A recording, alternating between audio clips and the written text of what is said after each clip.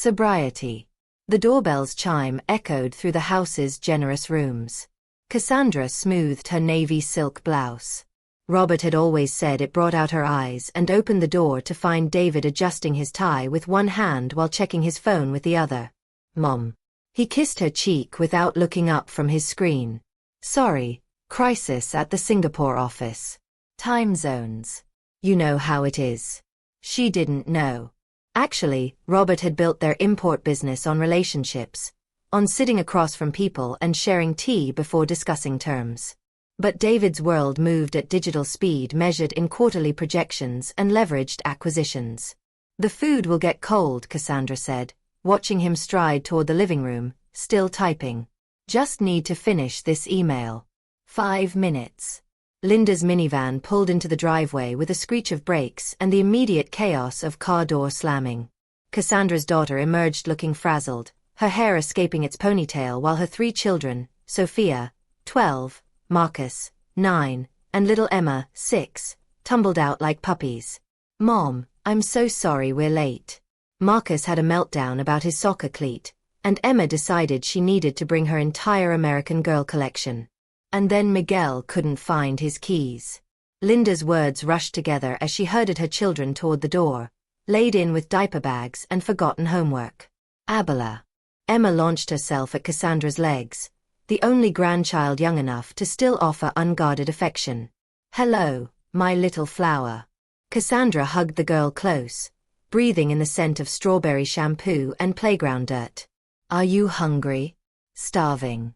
Dad said we might get McDonald's, but Mom said we had to wait for your cooking." Behind them, Linda's husband, Miguel, approached with apologetic eyes and tired shoulders. He worked double shifts at the hospital and still made time for these dinners, understanding their importance even when his wife sometimes forgot. "Sorry, Cassandra. Long day in the ER."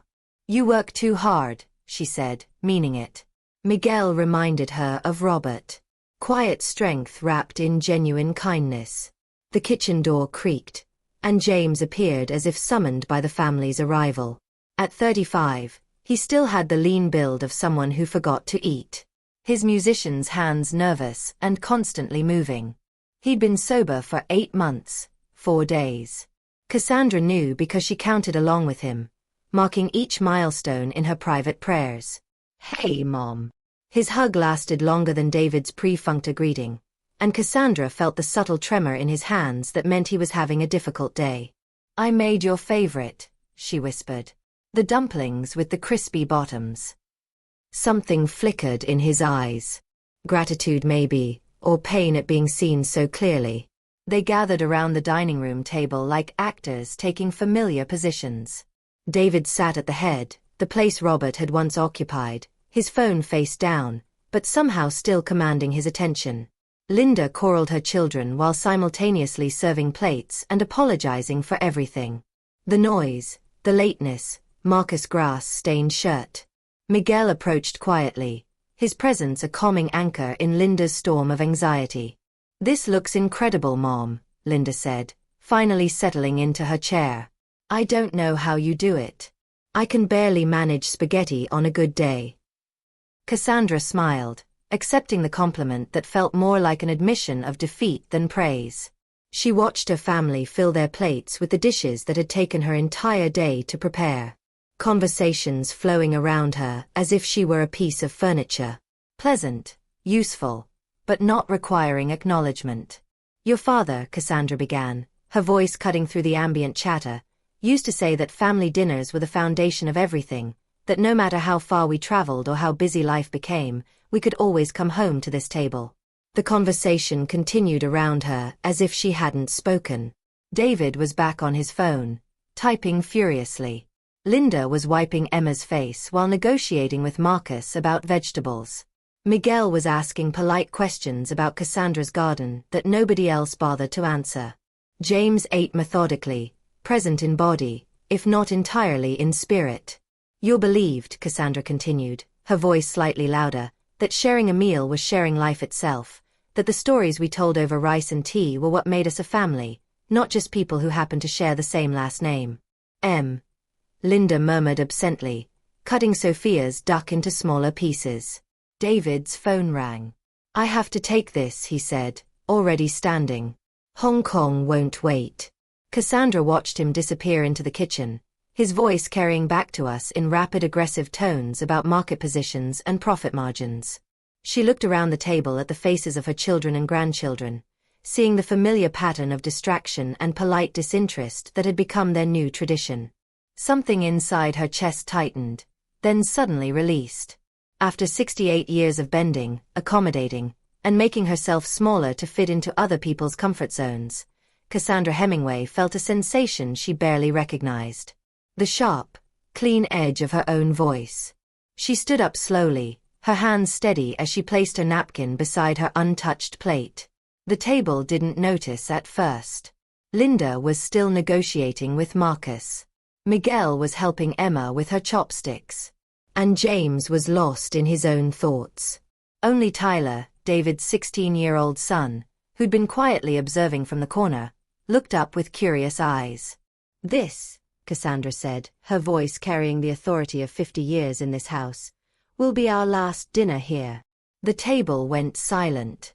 Even the children stopped eating, sensing the shift in atmospheric pressure. "I've decided to sell the house," Cassandra continued, each word precise and deliberate. "I'll be moving to Sunset Gardens retirement community next month." David's voice stopped mid-sentence in the kitchen. Linda's fork clattered against her plate. James sat perfectly still. His recovery-trained instincts recognized the moment when everything changes. "The realtor will be here Monday for the assessment." The silence stretched like a held breath filled with the weight of assumptions crumbling and the sound of Cassandra Hemingway finally definitively speaking her truth. David Hemingway's hands trembled as he poured himself a scotch in his downtown apartment.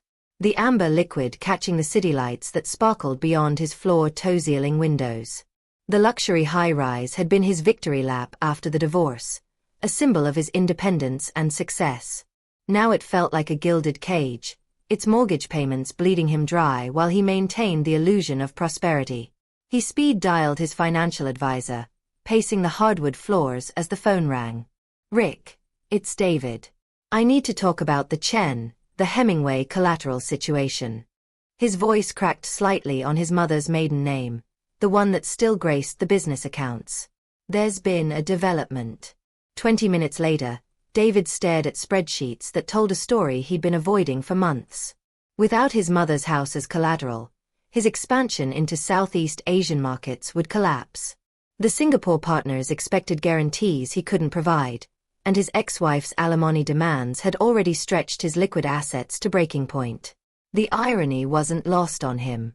He built his entire business strategy around inheriting a house his mother had never promised to leave him. His phone buzzed with a text from Tyler. "Grandma seemed sad tonight.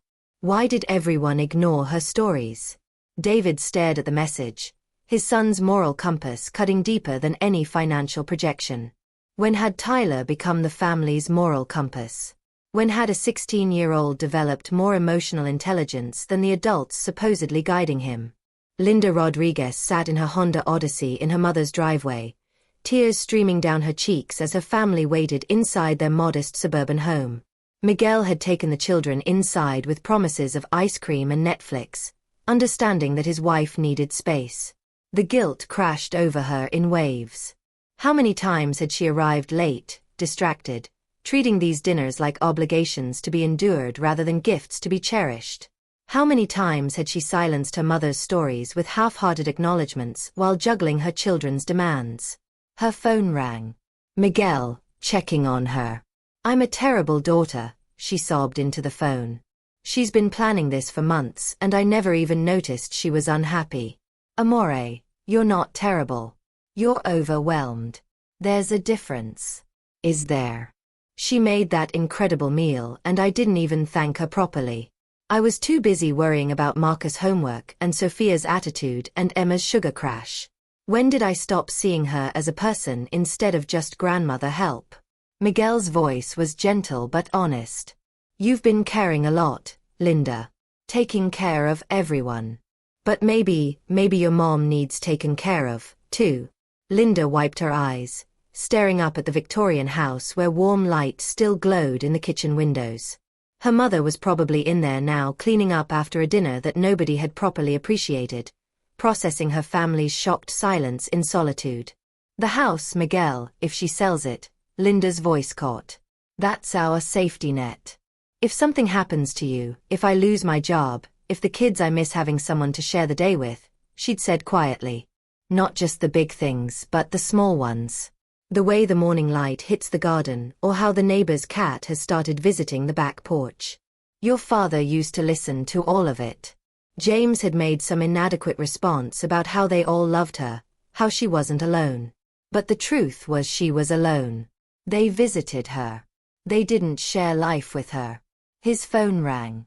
His sponsor Mike returning an earlier call. How are you doing, kid? My mom just blew up our family and I think she's the only one who's being honest. Want to talk about it? James found himself describing not just the evening's announcement, but the years of slow marginalization he'd witnessed. How his successful brother treated their mother like a resource to be managed. How his overwhelmed sister had delegated emotional labor to guilt and obligation. How he himself had been so focused on not using that he'd forgotten to actually live. Sounds like your mom just set a boundary. Mike said, recovery teaches us that we can't control other people's choices, only our own responses to them.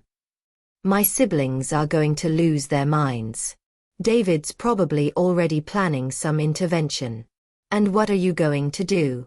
James stopped walking, finding himself in front of the music store where he'd bought his first guitar 30 years ago.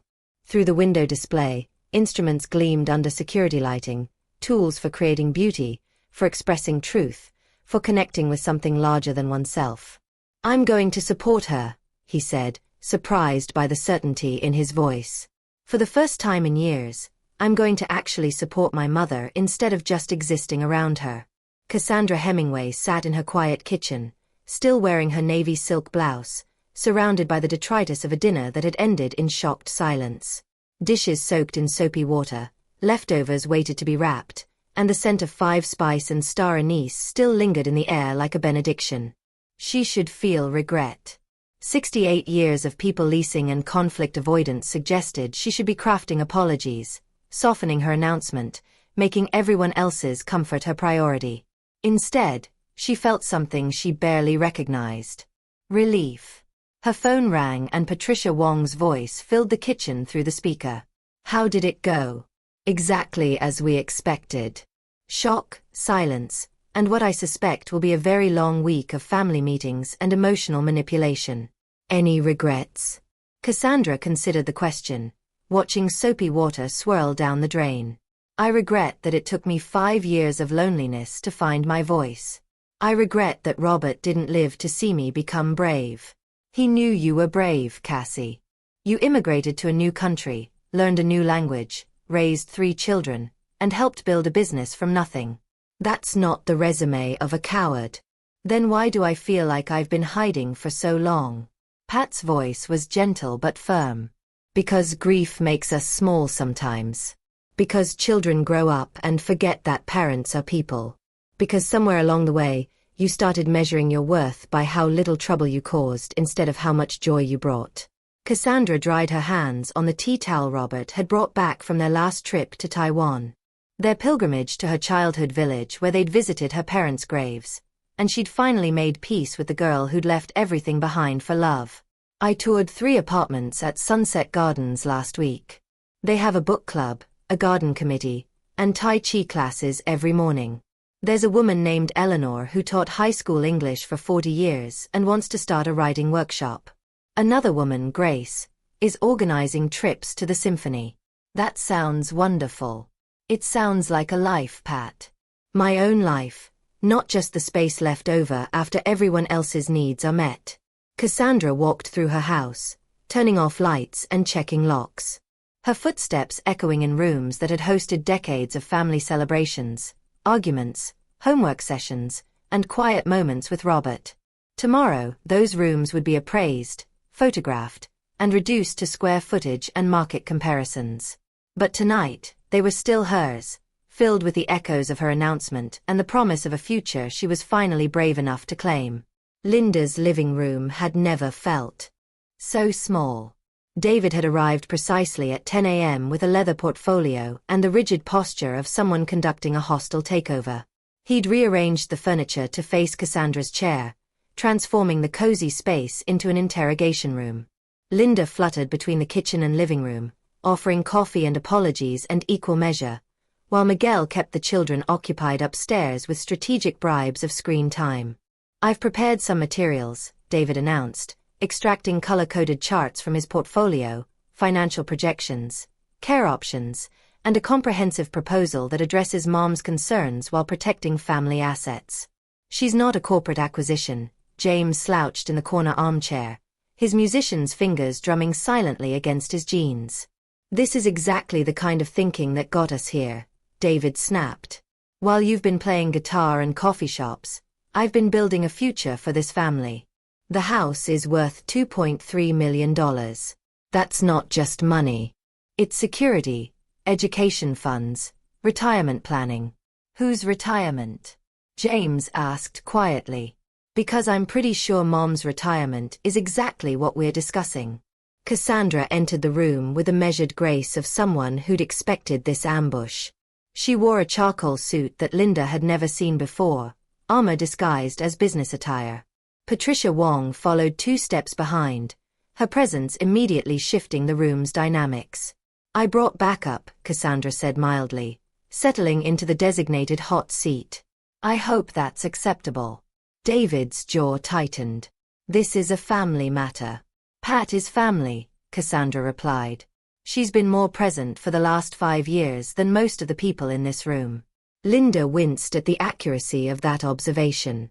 When had she last called her mother just to talk? When had she last visited without an agenda of child care needs or holiday planning? "Mom, we're worried about you," Linda began, her prepared speech dissolving into genuine emotion. "This decision seems so sudden, so drastic. We just want to make sure you've thought it through." "I've been thinking it through for months," Cassandra said. "The sudden part was my announcement, not my decision." David leaned forward, his corporate presentation voice engaging. "Let's look at the facts. You're 68, in good health, living independently in a house you love. Why disrupt that? Why not stay put and let us help more?" "Help with what exactly?" The question hung in the air like a challenge. David's charts and projections hadn't included specifics about actual assistance, just vague promises of increased family involvement. "Well, maintenance, for instance," Linda offered. "The yard work, the repairs. I have a lawn service and a handyman on retainer," Cassandra said. "What else?" "Grocery shopping, medical appointments." Linda trailed off, realizing she was describing services her mother had never needed. "Social isolation," David said with the confidence of someone who'd Googled elderly care concerns that morning. "Living alone can lead to depression, cognitive decline. I'm isolated at family dinners in my own house.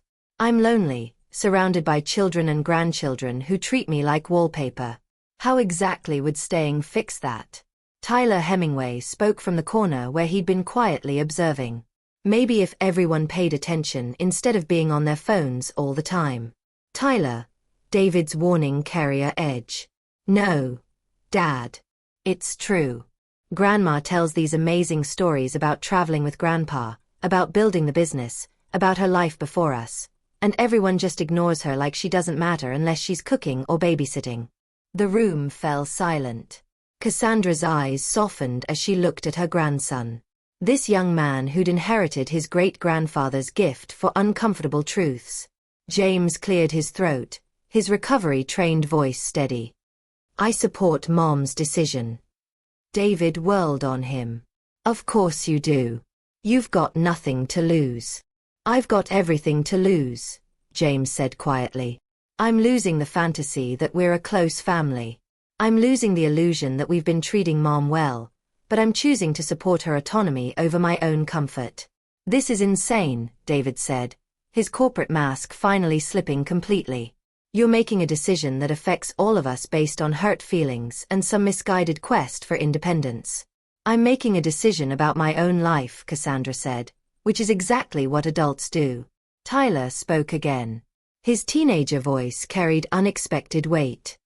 Dad, you haven't asked Grandma what she wants. You've told her what she should want.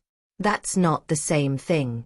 David stared at his son, seeing perhaps for the first time the young man Tyler was becoming, someone with his own moral compass, someone willing to stand up for what was right, even when it was difficult.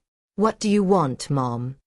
Linda asked quietly, the question finally emerging after an hour of assumptions and projections. Cassandra sat back down, her hands folded in her lap. I want to wake up excited about the day ahead instead of wondering who might need me. I want to have dinner with people who are interested in my thoughts, not just my cooking. I want to take art classes and join book clubs and maybe even travel somewhere I've never been. She looked at each of her children in turn. I want to be someone's friend, not just someone's mother. I want to matter for who I am, not what I do for other people. The room fell quiet, except for the distant sound of children playing upstairs and the hum of Linda's refrigerator. The charts and projections lay forgotten on the coffee table, irrelevant in the face of their mother's simple, devastating honesty. The realtor comes Monday, Cassandra said, standing to leave. You can spend the weekend accepting that, or you can spend it fighting reality. But my decision is made. Patricia rose with her and they moved toward the door like longtime allies executing a planned retreat. This isn't over, David said, but his voice lacked conviction. Cassandra paused at the threshold. You're right. It's not over. It's beginning. For the first time in 5 years, my life is beginning again. The house felt different in the aftermath of the failed family meeting. Not smaller exactly, but somehow more honest. Cassandra moved through its rooms like a woman taking inventory, seeing each space with new eyes. The living room where Robert had read his newspapers every morning, marking articles he wanted to discuss over dinner. The kitchen where she'd taught 3 reluctant children to fold dumplings, their small hands clumsy with the delicate work of pleating dough. The master bedroom where she still slept on her side of the bed, leaving Robert's pillow untouched. She paused at the photo gallery that lined the hallway. 40 years of Christmas mornings, graduations, wedding days, and birthday celebrations. In the earliest photos, she looked so young, her face bright with the possibility of the American dream. Robert stood beside her in his good suit, his arm protective around his waist as they posed in front of their first apartment, then their first house, then finally this Victorian mansion that had represented the summit of their shared ambitions. The progression told a story she'd never noticed before. In the early photos, she was always in the center, the bridge between Robert and the children, the organizer of gatherings, the keeper of traditions. But somewhere in the middle years, she'd begun to fade to the edges of the frame, becoming background to her children's achievements, her husband's success, her grandchildren's milestones. When did I disappear from my own life? Cassandra climbed the stairs to the attic, a space she'd avoided since Robert's death. Dust motes danced in the afternoon light that streamed through the small windows, illuminating boxes labeled in her careful handwriting. Christmas decorations, children's school papers, Robert's business files. But it was the unmarked box in the corner that drew her attention, one she'd hidden away 5 years ago because the contents had been too painful to face. Inside, wrapped in tissue paper yellowed with age, were the remnants of dreams she'd set aside. Her college acceptance letter to art school, the one she'd never pursued because marriage and immigration seemed more important, sketches she'd made during stolen moments when the children were napping, landscapes, portraits, abstract compositions that had poured from her fingers like prayers. The business plan she'd written for a small gallery featuring Asian American artists, complete with budgets and vendor lists and a mission statement about building cultural bridges through art. At the bottom of the box, she found Robert's letters from their brief longue distance courtship when he traveled to America to establish the business while she finished her obligations to her family in Taiwan. His English had been careful then, formal, but his affection had blazed through every sentence. My dearest Cassandra, I know you worry about leaving your art behind, but please remember, you are not abandoning your dreams, only transplanting them. In America, You will have opportunities to grow in ways impossible here. Promise me, you will not let marriage make you smaller. I want to build a life with the woman I fell in love with. The one who sees beauty everywhere and captures it with her hands. Cassandra sat back on her heels, tears blurring her vision. When had she stopped seeing beauty everywhere? When had she last held a pencil for anything other than grocery lists and appointment reminders? She descended to the kitchen and called Patricia. I need you to drive me somewhere, she said without preamble. Where? Sunset Gardens. I want to see it again. The retirement communities sprawled across landscaped grounds that managed to feel both cultivated and natural. Cassandra had toured it once before secretly, but today she walked its paths with purpose. Patricia trailed behind as Cassandra explored the art studio, the library, the community garden where residents tended raised beds filled with vegetables and flowers. Mrs. Hemingway, Eleanor Patterson, the former English teacher, waved from a bench outside the administration building. How lovely to see you again. Are you here for the afternoon lecture series? Dr. Martinez is speaking about the influence of Chinese poetry on contemporary American literature. Cassandra felt something inside her chest loosen. When was the last time anyone had invited her to something because they thought she'd be interested, not because they needed her help? I'd love to attend, she said. The lecture hall buzzed with conversations about books, travel, current events, discussions between peers who saw each other as interesting people rather than sources of service. Cassandra found herself sitting between Eleonora and Grace Morrison, the symphony organizer. Both women eager to include her in their ongoing debate about the relevance of traditional literary forms in digital age. What's your background? Grace asked. Eleanor mentioned you might join our workshop. I was an art student a long time ago before marriage, before children, before life got in the way. Life doesn't get in the way, Eleanor said firmly. Life is the way. The question is whether we're driving or just along for the ride. Dr. Martinez's lecture explored the intersection of Eastern and Western poetic traditions, analyzing how immigrant voices had enriched American literature. Cassandra found herself taking notes, her mind engaging with ideas in a way it hadn't for years. During the question period, she surprised herself by raising her hand.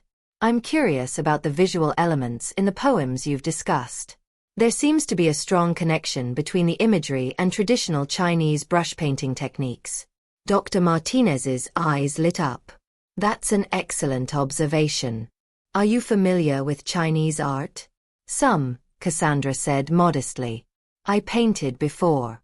The art studio here offers classes in traditional Asian techniques. Grace whispered. You should talk to Chenny. He teaches watercolor and calligraphy. After the lecture, Cassandra wandered through the halls studying the artwork that decorated the walls. Not just generic landscapes and still lives, but pieces created by residents, bold abstracts, delicate watercolors, sculptural works that spoke of hands that had learned new skills in their 7th and 8th decades. Impressive, isn't it? Eleanor joined her in front of a vibrant painting of a jazz musician. All flowing lines and explosive color. That's by Margaret Steinberg. She was an accountant for 40 years, never picked up a brush until she moved here at 72. Now she's having her first gallery show next month. It's beautiful. She says art gives her a way to process all the experiences she accumulated during her working years. Like she's finally found the vocabulary to express what she's been feeling all along. Cassandra understood exactly what Margaret Steinberg meant. That evening, Cassandra sat in Robert's study, surrounded by his business papers and family photographs. She opened her laptop, a recent purchase that had scandalized David, who couldn't understand why she needed her own computer, and began typing. Application for residency. Sunset Gardens Retirement Community. The form asked for basic information, financial details, and one essay question. Describe what you hope to accomplish during this new phase of your life. Cassandra stared at the blank screen for a long time, then began to write. For 50 years, I have defined myself through my relationships to others. As a daughter, wife, mother, grandmother. These roles have brought me great joy and deep satisfaction, but they have also required me to make myself smaller in order to fit into other people's comfort zones. I sacrificed my art dreams for family obligations, my independence for domestic harmony, my voice for the illusion of peace. I am not leaving my family behind. I am choosing to rejoin them as a whole person rather than a collection of useful functions. I want to spend my remaining years growing instead of shrinking, creating instead of maintaining, exploring instead of simply enduring. At Sunset Gardens, I hope to rediscover the artist I set aside, the intellectual I never fully developed, the friend I could be to people who see me as more than the sum of my services. I am 68 years old and I am finally ready to bloom. She submitted the application at 11:47 p.m. Then sat in the quiet study where Robert's presence still lingered in the scent of his cologne and the weight of his ambitions. But tonight, for the first time in 5 years, the silence didn't feel lonely. It felt like a possibility. Maria Santos arrived at the Victorian house with the punctuality of someone who understood that time was money. They stepped onto the back patio where Cassandra's garden spread in careful abundance. Raised beds held herbs and vegetables while perennial borders provided year-round structure and seasonal color. A small greenhouse tucked into the corner suggested serious gardening, not just decorative landscaping. I spend most mornings out here, Cassandra said. Robert built the greenhouse for our 20th anniversary. He said, if I was going to dirty my hands with plants, I might as well have proper tools. It's beautiful. The garden will be a major selling point. Mature landscaping like this takes decades to develop. Naria's phone buzzed with a text and she glanced at it automatically. I'm sorry, my daughter's school. She's feeling sick and wants to come home. How old? 14. At that age where everything is either a crisis or completely boring depending on the day. Cassandra smiled. I remember those years. My middle child, Linda, once convinced me she was dying of appendicitis because she didn't want to take a math test. Turned out she'd eaten too much Halloween candy. Did you work when your children were young? I helped Robert with the business, bookkeeping, customer relations, trade show coordination, but mostly I was home with the kids. Cassandra paused, studying the garden. I was an art student when we married. I always thought I'd go back to school eventually, but eventually never came. Maria heard something in Cassandra's voice that made her look up from her tablet. That must have been difficult, giving up your studies. At the time, it felt like the right choice. Family first, dreams second. Now, she gestured toward the house. Now, I'm wondering what I might have accomplished if I'd made different choices. It's not too late, Maria said gently. My mother went back to school at 65. Became a certified master gardener. She says her 70s have been the most intellectually stimulating decade of her life. That's encouraging to hear. They continued the assessment. Maria noting architectural details and potential selling points, while Cassandra shared memories attached to different rooms. The formal dining room where holiday meals had created decades of family traditions. The library where Robert had conducted business calls while children did homework at his feet. The sun porch that had served as art studio, music practice room, and quiet retreat, depending on the family's evolving needs. Based on recent comparables in your neighborhood, I'm estimating a market value between 2.1 and 2.4 million, Maria said as they returned to the kitchen. The house is in exceptional condition. The location is desirable, and properties with this much character are rare. I expect significant interest. Cassandra nodded, though Maria noticed she seemed more relieved than excited by the financial projection. Can I ask about your family's feelings regarding the sale? I like to prepare for any complications that might arise. Cassandra's left held no humor. My eldest son assumed he'd inherit the house and has been planning business ventures around that assumption. My daughter worries about losing family security. My youngest son supports my decision but has no financial stake in the outcome. And my grandson seems to be the only one who understands that this is about my happiness, not their inheritance. That sounds complicated. It's clarifying, actually. 4 years, I've made decisions based on what other people needed. This time, I'm making a choice based on what I need. Maria's phone rang. Her daughter's school again. I'm so sorry. I need to take this. After a brief conversation, she hung up looking frustrated. Isabella definitely needs to come home, but my husband's in court and can't leave. And my mother is at her own doctor's appointment. The challenges of the sandwich generation. I could drive you, Cassandra offered. I'm not doing anything urgent, and I remember those days of trying to juggle everyone's needs. Maria looked surprised. That's incredibly kind, but I couldn't impose. It's not an imposition. It's one woman helping another. Besides, I'd like to see more of the city from someone else's perspective. 20 minutes later, Cassandra found herself in the passenger seat of Maria's Jeep heading toward Roosevelt High School. The conversation flowed easily. Maria talking about the challenges of building her business while raising a teenager. Cassandra sharing stories of her own children's dramatic illnesses and creative excuses for avoiding school. You're a good mother, Cassandra said as they pulled into the school parking lot. I can tell by the way you talk about Isabella, the way you prioritize her needs even when it's inconvenient. Some days I feel like I'm failing at everything. Not present enough at home, not focused enough at work. The fact that you worry about that means you're not failing. My children are adults now, and I'm still learning how to balance their needs with my own. The difference is I'm finally putting my own needs in the equation. Isabella Santos emerged from the school looking genuinely pale and miserable. She perked up slightly when she saw Cassandra in the front seat. This is Mrs. Hemingway, Maria said. She offered to help us out today. Thank you, Isabella said politely, then turned to her mother. I really don't feel good, Mom. I know, mija.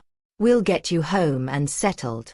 As they drove toward the Santos family home, Cassandra found herself thinking about the easy warmth between mother and daughter, the way Maria instinctively knew how to comfort without minimizing Isabella's discomfort. When had her own children stopped turning to her for comfort? When had she stopped being their source of safety and become simply their source of services? Would you like to come in for coffee? Maria asked as they pulled into her driveway. It's the least I can do after you rescued our afternoon. I'd like that very much.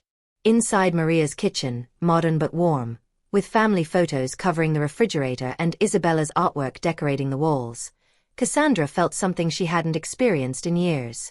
The simple pleasure of female friendship, not the careful choreography of family obligations, but the easy give and take of women who understood each other's challenges. You're making the right choice, Maria said quietly, handing Cassandra a cup of coffee. Moving to the retirement community. My mother made a similar decision after my father died. Best thing she ever did for herself and for us. Now, when we visit, it's because we want to see her, not because we feel guilty about her being alone. That's exactly what I hope for. The house will sail quickly, and when it does, you'll be ready for whatever comes next. Cassandra smiled, thinking of the application she'd submitted the night before, the art studio at Sunset Gardens, the conversations with people who saw her as interesting rather than useful. I think I already am. The call came on Thursday morning when Cassandra was deadheading roses in her garden, the morning sun warm on her shoulders, and the scent of jasmine drifting from the neighbor's fence. She almost didn't answer the unfamiliar number, but something made her wipe her hands on her gardening apron and pick up. Cassandra, this is Jennifer, David's ex-wife. I hope you don't mind me calling directly. Cassandra settled onto her garden bench, sensing this wasn't a social call. Jennifer's voice carried the careful tension of someone delivering unwelcome news. Of course not, dear. How are you? How's Tyler adjusting to the new custody arrangement? That's actually part of why I'm calling. Jennifer paused, and Cassandra could hear the sound of coffee being stirred, the nervous energy of someone building courage. I probably shouldn't be telling you this, but Tyler's worried about you, and frankly, so am I. David's been using your address for his business correspondence. What do you mean? His new Singapore investors require significant collateral for the partnership agreement. David's been representing your house as available security for business loans. The paperwork I saw during our divorce proceedings. Cassandra, He's been planning to use your home to guarantee nearly $3 million in international investments. The words hit Cassandra like cold water. She stood up from the bench, pacing among her rose bushes as the implications settled. He never asked my permission for anything like that. He told his business partners that family assets were available, that he had expectations regarding inheritance. Tyler overheard a phone call where David was discussing potential legal challenges to your competency if you didn't cooperate with his business plans. Cassandra felt her knees weakened. She sat back down heavily, staring at the house she'd poured 40 years of love into. The house her eldest son apparently viewed as his personal ATM. "Jennifer, why are you telling me this?"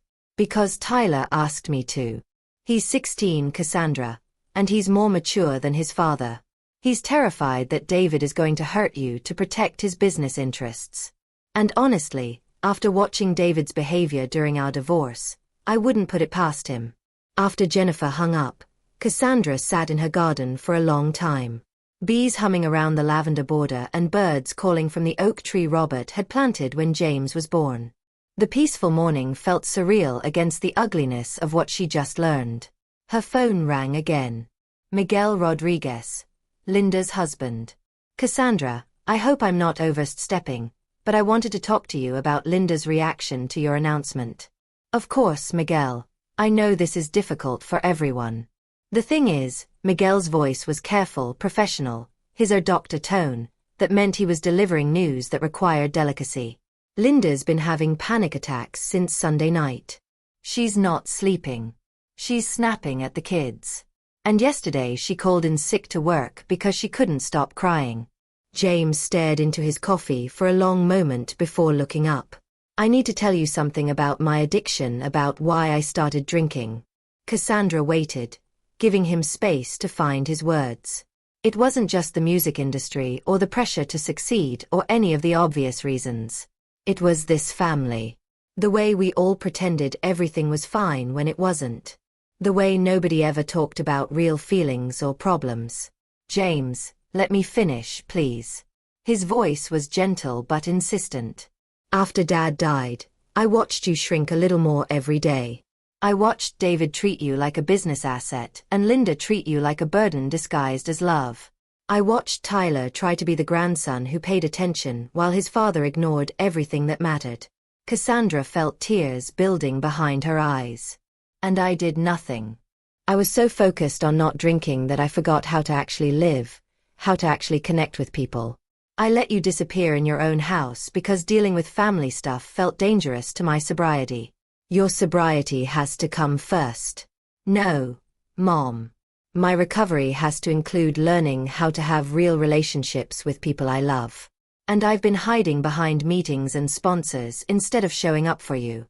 James reached across the table and took her hand. "What you're doing selling the house, moving to Sunset Gardens, it's the bravest thing I've ever seen. You're choosing life over maintenance, growth over safety. And I want you to know that I support you completely." "Thank you," Cassandra whispered. "There's something else. David's been calling me, trying to get me to join some kind of intervention. He wants to present a united front about your declining judgment and need for family oversight. And I told him to go to hell. Well, not exactly that, but close. I told him that if he can't respect your autonomy, he doesn't deserve your presence in his life." That evening, Tyler arrived. As Cassandra was preparing a simple dinner for one, a luxury she was learning to enjoy rather than see as evidence of loneliness. He looked agitated, his teenage awkwardness more pronounced than usual. "Grandma, I need to tell you something about Dad." She set down her cooking spoon and gave him her full attention. "What is it?" "He's been on the phone with lawyers about having you declared incompetent or something. He thinks if he can prove you're not thinking clearly, he can stop the house sale." Cassandra felt a chill that had nothing to do with the evening air. "Are you sure?" He heard him talking to Uncle David, Mom's brother, who's a lawyer in Portland. He was asking about guardianship laws and medical evaluations and stuff like that. Tyler's voice cracked slightly. "Grandma, he's really going to try to hurt you. Tyler, I need you to know that whatever happens between your father and me, It won't change how much I love you. I love you too, but I also think what you're doing is right. You should get to choose your own life. She hugged her grandson, this young man who somehow understood what the adults around him could not grasp, that love meant supporting someone's choices, not controlling them. Later that night, Patricia arrived with a bottle of wine and the militant expression of someone ready for battle. I've been talking to my attorney friend Helen, Pat said without preamble, settling into Cassandra's lading room like a general establishing a command post.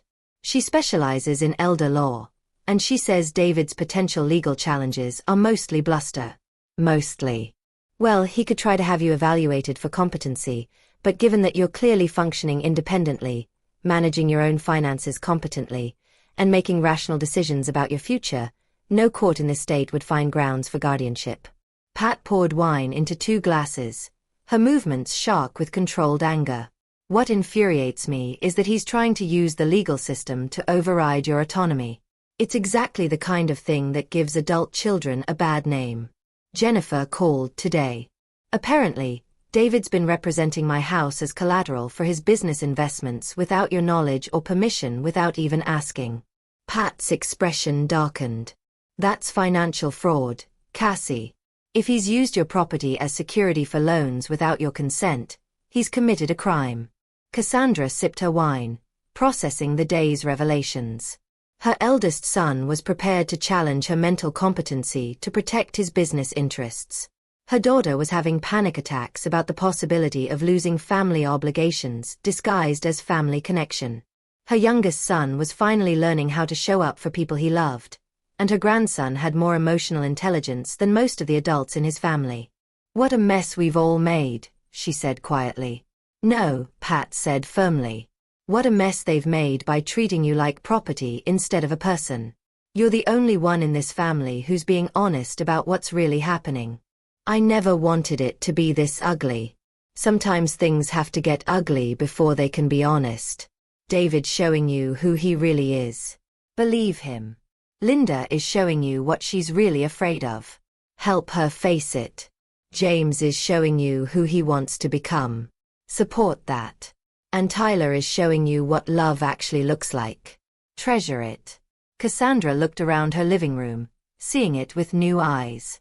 Tomorrow, Maria would return with photographers to prepare the listing. Next week, strangers would walk through these rooms, evaluating them as potential homes for their own families. The thought should have been devastating, but instead it felt like liberation. I'm ready, she said, surprising herself with the certainty in her voice. For what? For whatever comes next. For the legal challenges, the family drama, the difficult conversations.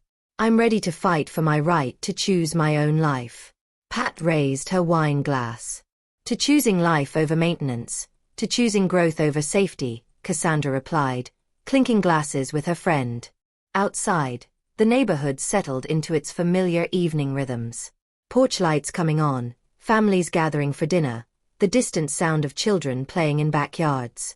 Soon this would no longer be her neighborhood. These would no longer be her evening sounds. But for the first time in 5 years, the prospect of change felt like possibility rather than loss. There is something, Richard said slowly. But David, I'm not recommending it, and I won't help you pursue it. What you could attempt to have Mom evaluated for diminished capacity. It would require testimony from family members about concerning behaviors, medical testimony about potential cognitive decline, and a formal court hearing. David's eyes lit up. How long would that take? Months, maybe longer if she fights it, which she would. And David, you'd lose. Worse than that, you'd destroy your relationship with your mother permanently and probably traumatize Tyler in the process, but it would delay the sale. David stared at his brother-in-law with unconcealed disgust. Is that really what you want? To drag your 68-year-old mother through a public competency hearing because your business planning was based on stealing her assets? David's phone rang, his Singapore contact, demanding updates on the collateral situation. He declined the call, but both men could see the sweat beating on his forehead. I need to think about this, David muttered, gathering his papers. David, don't do something you can't undo. Mom's not the enemy here. Your poor planning is. That evening, Linda Rodriguez stood in her kitchen, mechanically preparing dinner while her family moved around her with the careful navigation of people walking through a minefield. Miguel had taken charge of homework supervision and bedtime routines, recognizing that his wife was barely holding herself together. Her phone buzzed with another text from David. Emergency family meeting tomorrow night. We need to present a united front. She stared at the message, exhaustion and guilt warring in her chest. She thought about her last conversation with her mother, the careful politeness that had replaced their once easy relationship. She thought about Tyler's accusation that they all ignored their grandmother's stories. She thought about Miguel's observation that she wanted permission to stop feeling guilty about having her own life. Mommy. Sophia appeared at her elbow, her 12-year-old face creased with worry. Are you okay? You seem sad all the time now. Linda looked down at her daughter, seeing her own anxious tendencies already emerging in Sophia's careful monitoring of family emotional temperature. Was this what she wanted to teach her children? That love meant endless guilt and obligation? I'm working through some grown-up stuff, Mija. It's not your job to worry about it. Is it about Abua selling her house? Linda was startled by Sophia's direct whiz. What do you know about that? Tyler told us. He says Uncle David is being mean to Abua and everyone's upset because they won't get money from her house. The casual accuracy of Sophia's assessment was devastating. When had her family dynamics become so obvious that children could summarize them with brutal clarity? What do you think about Abua's decision? Linda asked, genuinely curious about her daughter's perspective. Sophia considered the question with the seriousness she brought to all family matters. I think if Abua wants to live somewhere else, she should get to. It's her house, right? And maybe she'll be happier somewhere with more friends her age. But what about family dinners? What about traditions? We could still have dinner with her, just not at her house. She shrugged with 12-year-old pragmatism. By the sides, those dinners weren't that fun anyway. Everyone was always on their phones or arguing about stuff. Linda felt something shift inside her chest. Not the familiar weight of guilt, but something lighter. Permission maybe, or just the recognition that her daughter understood something she'd been afraid to acknowledge. You're right. Those dinners weren't very fun. Could we visit Abua at her new place, just us, without Uncle David being grumpy all the time? I think Abua would love that very much. James arrived at Cassandra's house that evening to find her sitting in Robert's study, surrounded by legal documents and looking more determined than he'd seen her since his father's death. How did it go with the lawyer? He asked, settling into the chair where Robert used to read his evening newspapers. Enlightening. Apparently, I have more legal rights than David would like me to believe. James smiled. Amazing how the law supports people making their own decisions about their own lives. Helen, my attorney, also confirmed that David's use of my house as collateral without permission is potentially fraudulent. She's documenting everything in case his business partners try to claim rights to the property. Jesus, I knew David was desperate, but I didn't realize he was potentially criminal. Cassandra handed him a text message thread from David demanding her presence at another family meeting. He's not giving up. Helen warned me that desperate people sometimes escalate their tactics. Mom, you know I support you completely, right? Whatever David tries, whatever pressure the family applies, I'm on your side. I know. And James, that means more to me than you realize. They sat in comfortable silence for a moment, the study quiet except for the tick of Robert's grandfather clock and the distant sound of evening traffic. Can I ask you something? James said. Are you scared? Cassandra considered the question honestly, terrified, but not of David's legal threats or family disapproval. I'm scared of being brave enough to build a life that's actually mine. That's a good kind of scared, though. Recovery taught me the difference between fear that warns you away from danger and fear that warns you away from growth. This feels like growth fear. Growth fear. The kind of scared you feel when you're about to do something that will change you in ways you can't predict. It's uncomfortable, but it's also how you know you're moving in the right direction. Cassandra nodded, understanding exactly what he meant. Selling the house, moving to Sunset Gardens, reclaiming her identity as an individual rather than just a family function. All of it felt like stepping off a cliff into unknown territory. James, tomorrow, David is going to try to pressure you into joining his intervention. What will you do? I'm going to tell him that I've spent 8 months learning the difference between helping someone and controlling them. And I'm going to remind him that love means supporting people's choices, not overriding them. Even if you think their choices are wrong, especially then.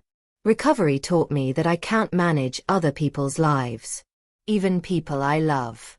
The best thing I can do for you is show up authentically and let you make your own decisions. Cassandra felt tears building behind her eyes. When did you become so wise? When I got desperate enough to listen to people who knew more than I did. James leaned forward, his recovery-trained earnestness replacing his usual deflective humor. Mom, you're not just changing your living situation. You're modeling autonomy and self-respect for your grandchildren. You're showing Tyler and Sophia and Marcus and Emma that people get to choose their own lives even when those choices are inconvenient for other people. I hadn't thought about it that way. Trust me, they're watching. And what they're learning is that love doesn't mean sacrificing yourself for other people's comfort. That's a lesson that could change their entire lives. Outside, the neighborhood settled into its evening rhythms. Families turning on porch lights and gathering for dinner. Tomorrow would bring David's intervention attempt, more family pressure, and probably escalated threats about legal challenges. But tonight, sitting in her late husband's study with her youngest son, Cassandra felt something she hadn't experienced in years. The quiet confidence of someone who knows she's fighting for the right thing. The for ale sign appeared in Cassandra's front yard at 8 a.m. on a crisp Monday morning. Its burgundy and gold Santos Properties placard gleaming like a declaration of war. By 8:15, 3 neighbors had called with questions disguised as concern. And by 9 a.m., Mrs. Patterson from across the street was standing on Cassandra's front porch with a casserole and barely concealed curiosity. I couldn't believe my eyes when I saw the sign, Mrs. Patterson said, holding the covered dish like an offering. Harold and I always assumed you'd be here forever. This house has been the anchor of the neighborhood for so long. Cassandra accepted the casserole with genuine gratitude, understanding that food was Mrs. Patterson's way of processing neighborhood changes that felt too big for simple conversation. Thank you, Dorothy. This is very thoughtful. May I ask, are you moving somewhere nearby? We'd hate to lose you entirely. Sunset Gardens Retirement Community. I'm excited about the change. Oh my, that's quite lovely. Harold and I toured there last year just to see. The amenities are remarkable. It is a beautiful place. I'm looking forward to the art classes and the book club. And the house. It must be worth. Mrs. Patterson caught herself before finishing the financial speculation, but her meaning was clear. Maria Santos is handling everything. She's been wonderful to work with. Inside the house, Maria and her staging team were transforming 40 years of family life into a magazine-worthy showcase. Personal photographs disappeared into boxes, replaced by neutral artwork that suggested possibility rather than history. Cassandra retreated to the garden, unable to watch strangers reduce her home to a series of marketable images. Her phone buzzed constantly. David demanding to know why she hadn't consulted the family before listing. Linda asking if she was sure about the timing. Neighbors requesting details about the sale price. Only I'm not caught in the middle. I'm on your side. Tyler's voice held the clear certainty of someone who'd thought through his position carefully. Dad's treating you like you exist to solve his problems. That's not how families are supposed to work. Tyler, whatever happens between your father and me, I need you to remember that he loves you.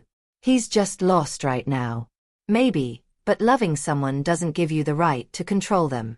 At 16, Tyler had somehow developed clearer boundaries than most of the adults in his family. Cassandra wondered if growing up watching family dysfunction had taught him to recognize unhealthy patterns, or if his generation simply understood autonomy in ways that hers never had. The first showing is tomorrow afternoon, she told him. Maria says there's already significant interest from 3 potential buyers. That's great.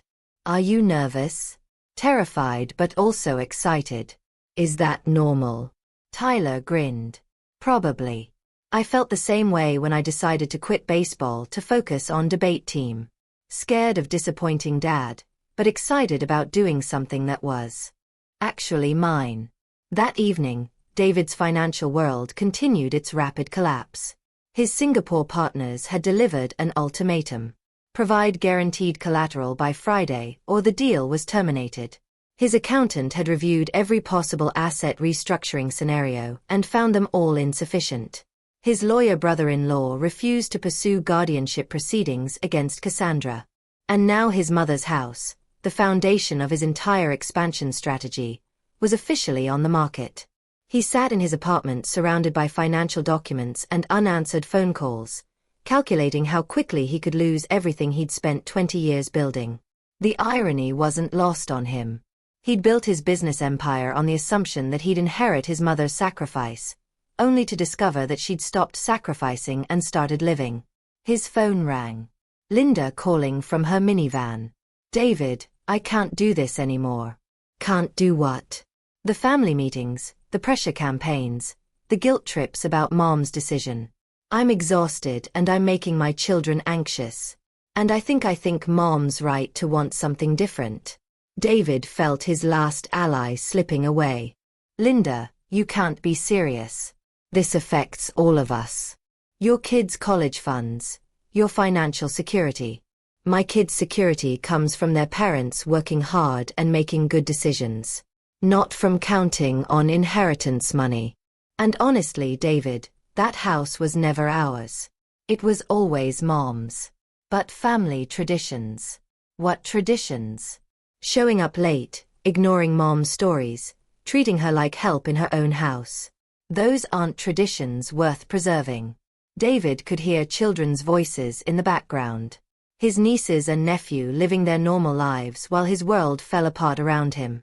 Linda, I need you to understand. Without the house's collateral, I lose everything. The business, the contracts, my reputation in the industry. Then maybe you shouldn't have built your business on assets you didn't own. The line went quiet, except for the sound of Linda's turn signal and NPR playing softly in the background. I'm going to visit Mom tomorrow to apologize for the last few weeks and to tell her I support her decision. You should consider doing the same. After Linda hung up, David stared at his phone, seeing missed calls from Singapore investors and text messages from business partners demanding updates on the collateral situation. He thought about Tyler's increasing distance, about James' flat refusal to participate in family pressure tactics, about Linda's defection to their mother's side. Maybe he'd been fighting the wrong battle. Maybe instead of trying to control his mother's choices, he should have been making better choices of his own. Wednesday afternoon brought the first official showing, and Cassandra found herself displaced from her own home, wandering the neighborhood while strangers evaluated her life's work. Maria had suggested she be absent during viewings, explaining that potential buyers needed space to envision their own families in the house without feeling like they were intruding on someone else's grief. She walked the familiar streets where she'd pushed strollers and walked dogs, where she'd chatted with neighbors about children's school performances and garden club fundraisers. The maple trees Robert had lobbied the city to plant 20 years ago now provided generous shade, their roots buckling sidewalks and patterns that told the story of time passing. Her phone rang. James calling from work. How are you holding up on showing day? It's surreal. 42 years of memories being evaluated by people who see square footage in market potential. Want me to come over tonight? We could order Chinese food and process the weirdness together. I'd like that very much. Any word from the Singapore incident? David has been unusually quiet today. Either he's planning something dramatic or he's finally accepting reality. With David, those might be the same thing. That evening, as promised, James arrived with takeout containers and the particular presence of someone committed to showing up authentically. They sat in the kitchen where Cassandra had fed her family for decades, eating lo mein with chopsticks and processing the strange experience of marketing a life. Maria says there were 3 separate showings today, all with serious potential buyers. One couple from California who are relocating for work. One family with teenage children who loved the library and the garden, and one woman about my age who's downsizing from an even larger house. How does that feel? Like watching someone else fall in love with your spouse. You want them to see all the wonderful qualities, but you also want them to understand what they're taking on. James smiled. That's a perfect analogy. This house has been like a marriage partner. Daily intimacy, shared history, the kind of love that includes both appreciation and frustration. Exactly. I want the new owners to understand that the kitchen faucet is temperamental, but the morning light is perfect for coffee. That the upstairs bathroom door sticks, but the view from the master bedroom window is worth the inconvenience. You're not just selling a house. You're transferring stewardship of a living space that has its own personality. They were interrupted by headlights in the driveway. Tyler arriving on his bicycle with the particular urgency of someone carrying important news. Grandma, something's happening with Dad. He's been on the phone all day and I think he's planning something for tomorrow. What kind of something? I don't know exactly, but he keeps talking about intervention specialists and family crisis management.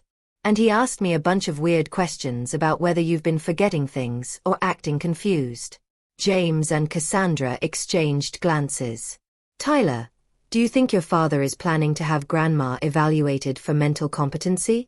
Maybe he's been researching something on his laptop and he made an appointment with someone called Dr. Richardson for Friday afternoon. Cassandra felt her stomach drop.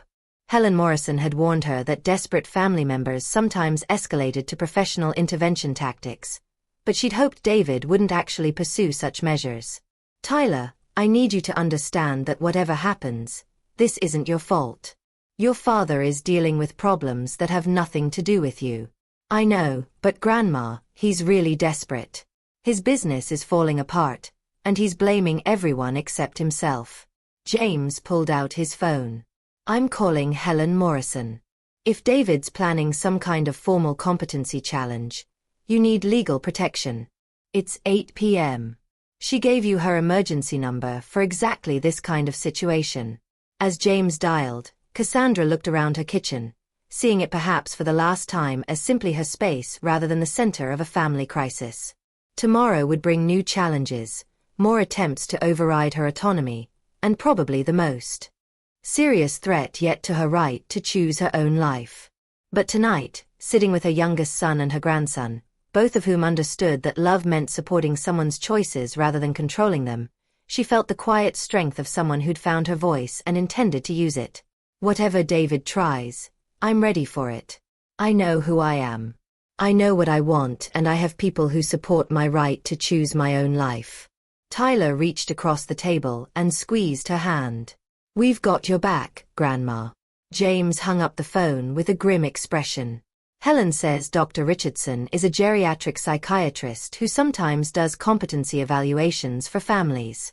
She's calling him first thing tomorrow to make sure he understands the legal and ethical issues involved. And if David goes through with this, then we fight. But Helen thinks the fact that David's being secretive about this instead of talking to you directly actually works in your favor. It suggests he knows his actions aren't legitimate. Outside, the neighborhood settled into its evening rhythms for perhaps the last time with Cassandra as a resident. By Friday, she might have a signed purchase agreement. By next month, she might be living at Sunset Gardens, starting the new chapter she'd been brave enough to write for herself. The thought should have been terrifying. Instead, it felt like coming home to herself. The call came at 7:23 a.m. on Friday morning, just as Cassandra was settling into her garden with coffee and the morning newspaper. Maria's voice carried an excitement that cut through the early autumn chill. Cassandra, I have news. The Hendersons, the family with teenage children, want to make an offer. It's strong. Very strong. Cassandra sat down her coffee cup, watching a cardinal land on the bird feeder Robert had built during his last summer. A house strong. 2.4 million, all cash, 30-day clothes, and they're willing to let you take whatever time you need to remove personal belongings. They fell in love with the house yesterday, especially the library and the garden. Mrs. Henderson said it felt like a place where a family could grow deep roots. The irony wasn't lost on Cassandra. The Hendersons wanted to plant the kind of roots she was finally brave enough to uproot. What's their timeline? They'd like an answer by Monday. Their financing is pre-approved. The inspection can happen next week, and they're hoping to move in before Thanksgiving so their kids can finish the school year here. Cassandra walked through her garden, past the tomato plants heavy with late harvest, the rose bushes Robert had planted for their 10th anniversary, the herb garden where she taught 3 children the difference between basil and oregano. All of it would soon belong to someone else, would nurture different dreams and witness different stories. It's a good offer, isn't it? It's an excellent offer. $20,000 over asking price, no contingencies, buyers who clearly understand they're purchasing something special. After Maria hung up, Cassandra sat among her roses, processing the reality that her brave new life was about to become concrete. By Monday, she could accept an offer that would change everything irrevocably. By Thanksgiving, strangers would be cooking their first meal in her kitchen, creating their own traditions in rooms that had witnessed 40 years of her family's joys and disappointments. Her phone buzzed with a text from an unknown number, Dr. Richardson's office, confirming your 2 p.m. appointment today for family consultation regarding cognitive assessment for families. Cassandra stared at the message, her stomach dropping. She hadn't made any such appointment. She immediately called Helen Morrison. They're moving forward with it, Helen said grimly after Cassandra read the text. I spoke with Dr. Richardson yesterday, and he confirmed that David scheduled a family meeting to discuss concerns about your mental capacity. Can they do that without my permission? David can request a consultation, but you're under no obligation to attend. In fact, I strongly advise against it. Any participation could be interpreted as acknowledgement that there are legitimate concerns about your competency. What should I do? Nothing. Don't respond to the text. Don't call Dr. Richardson's office. And definitely don't show up for any appointment you didn't make. All contact Dr. Richardson directly to clarify that you haven't consented to any evaluation and that any family concern should be directed through proper legal channels. Cassandra felt the familiar tightness in her chest that came with being treated like a problem to be solved, rather than a person making autonomous choices. Helen, what if David tries to have me committed or something dramatic? He can't. Involuntary commitment requires evidence of immediate danger to yourself or others. Making rational decisions about your living situation, decisions that happen to inconvenience your son's business plans, doesn't qualify. After hanging up, Cassandra called Patricia. Pack a bag, Pat said without hesitation. You're staying with me today. If David wants to play games with medical professionals, he can do it without access to you. I can't hide from my own son. You're not hiding. You're protecting yourself from manipulation tactics. There's a difference. At 1:30 p.m., David Hemingway sat in Dr. Richardson's waiting room with Linda and a folder of documentation he'd spent 2 days compiling. The geriatric psychiatrist had agreed to meet with family members expressing concerns about their mother's decision-making capacity, though he'd been clear that no formal evaluation could occur without Cassandra's consent.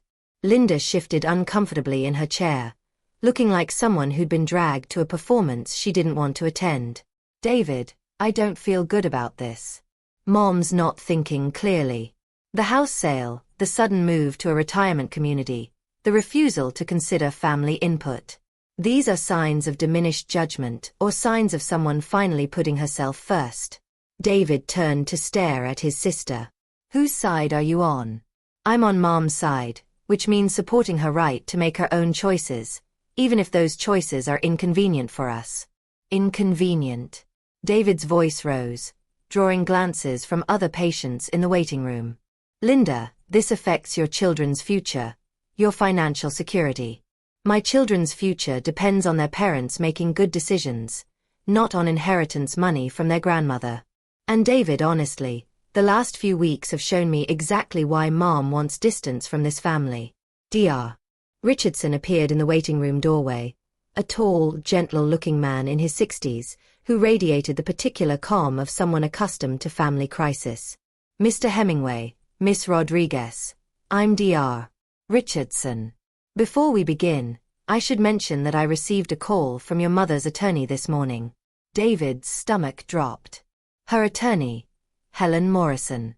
She clarified that Mrs. Hemingway hasn't consented to any evaluation and considers this meeting an attempt to override her autonomous decision-making.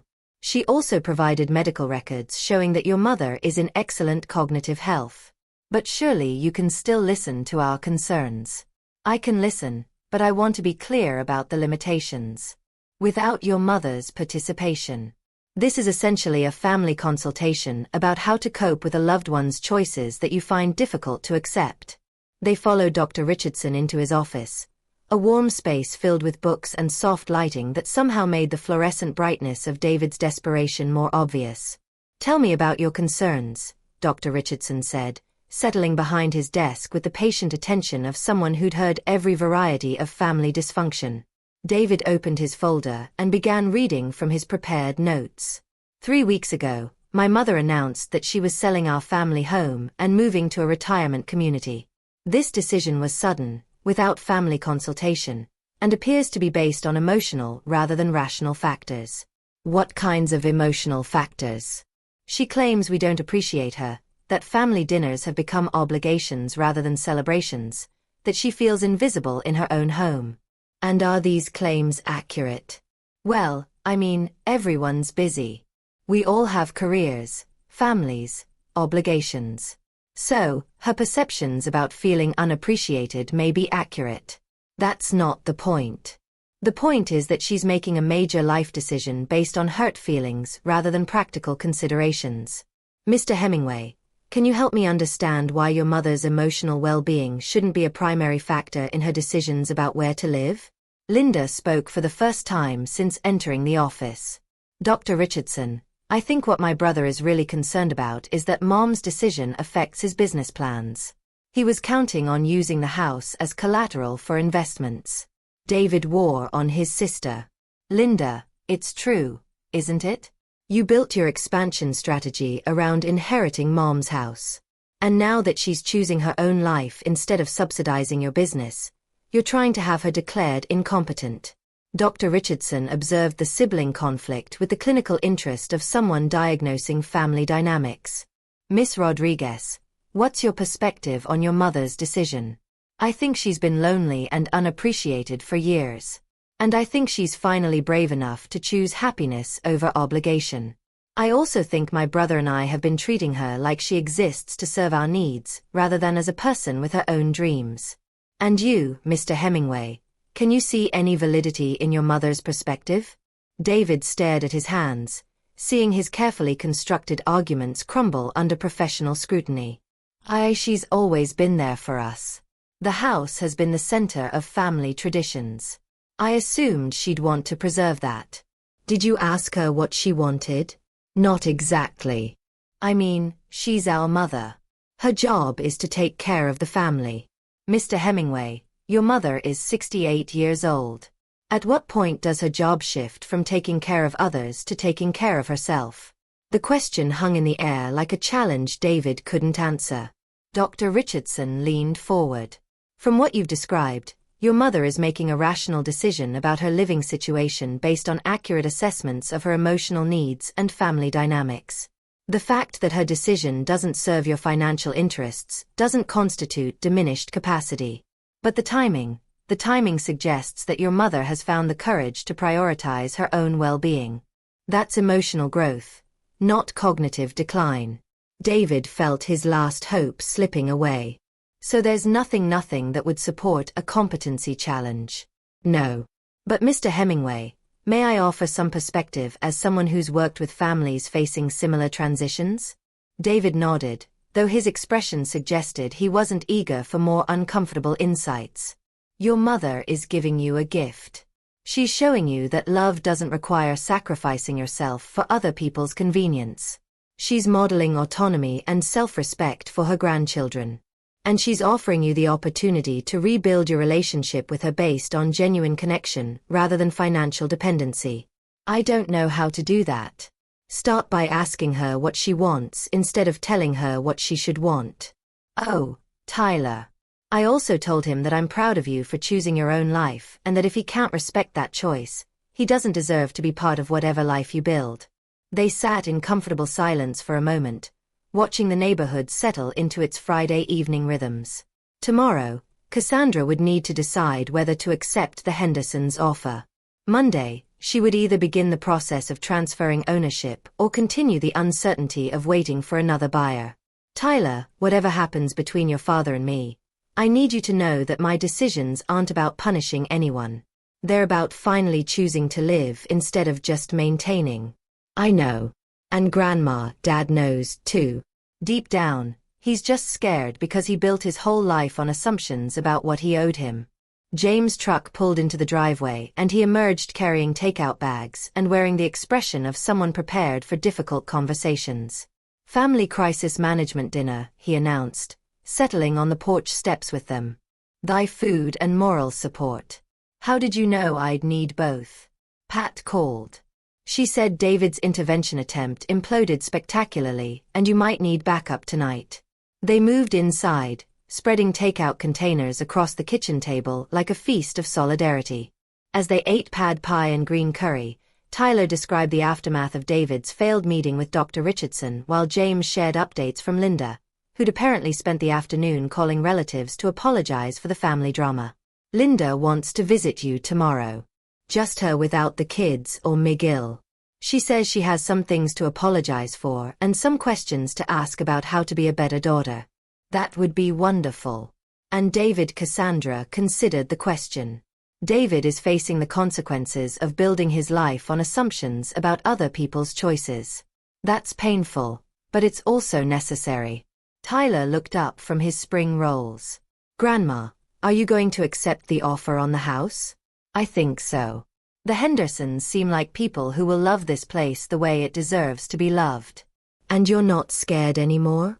Cassandra looked around her kitchen, seeing it through the lens of imminent departure. Soon other people would cook their meals here, share their daily struggles and celebrations in these rooms where she raised 3 children and mourned one husband. I'm terrified, she said honestly. But I'm also excited. Thinking about what you said about finding your voice, about how it's never too late to start speaking up for what you believe in. And I think maybe that's what I want to do with my life. Not necessarily debate, but something where I can advocate for people who don't have enough power to advocate for themselves. Cassandra felt tears building behind her eyes. This young man had somehow learned lessons about justice and autonomy that had taken her 70 years to understand. That sounds like a worthy calling. Will you help me research colleges with good social justice programs? I'd be honored. After Tyler's team won the tournament, they went to a late-night diner near the school, sharing pie and processing the evening's victories. Tyler talked about his college plans, his hopes for making a difference in the world, his gratitude for having a grandmother who'd modeled courage and independence. Grandma, can I ask you something personal? Of course. Do you ever wonder what would have happened if you'd made different choices earlier? If you'd pursued art school or traveled or built your own life instead of supporting everyone else's dreams? Cassandra considered the question, thinking about the paths not taken, the dreams deferred, the decades of small compromises that had added up to a life she barely recognized as her own. I used to wonder about that. But Tyler, I've learned something important about regret. You can spend your remaining years mourning the life you didn't live, or you can spend them creating the life you still can live. And which are you doing? Creating. Every morning I wake up excited about the day ahead instead of wondering who might need me. I'm taking art classes and writing essays and making friends who see me as interesting rather than useful. I'm building the life I always wanted but never thought I deserved. Tyler grinned. That's pretty amazing for someone who's supposedly too old to change. Who says I'm too old to change? Nobody anymore, but I bet some people thought that when you announced you were selling the house. Some people think a lot of things that turn out to be wrong. They drove back to Sunset Gardens in comfortable silence. The city lights creating patterns against the darkness like stars fallen to earth. As Tyler walked her to her apartment door, Cassandra felt the deep satisfaction of someone who not only found her voice, but was using it to guide the next generation toward their own courage. Grandma, I'm proud of you for selling the house, for moving here, for choosing your own life. You've taught me that it's never too late to be brave. And you've taught me that courage can be inherited even when it skips generations. Inside her apartment, Cassandra made tea and sat at her easel, working on a painting that captured the view from her window. Mountains and sky, light and shadow, the endless possibility of horizons that stretched beyond what the eye could see. Tomorrow would bring art class and book club, a visit from Linda and her children, and the quiet satisfaction of a life lived on her own terms. At 70, she was finally blooming. And the best part was she was just getting started. Up next, we have 2 more incredible stories that are waiting for you. Just click the image you want to watch and it will take you there. If you enjoyed this video, make sure to subscribe. It would mean a lot.